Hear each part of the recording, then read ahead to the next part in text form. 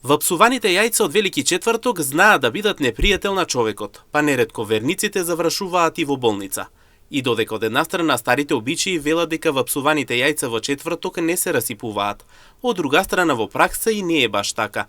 Особено кога вапсуваните јајца знаат да стојат со денови во кошница на маса, а температурата е повисока од 5 степени, неминовно е нивното расипување.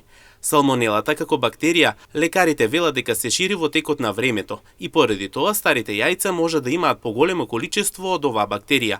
Лекарите со апел повеќе од 2 дена јајцата да не се чуваат. Реално постои народно верување дека јајцата што сте обоени или фарбени по наш штипски дијалект на Велики четврток може да се јадат до спасот. Реално не е така. Знаеме дека ако не се чувани на соодветна температура, можете и како да биде да влие негативно, односно лошо врз нашето здравје и да дојде до интоксикација со храна.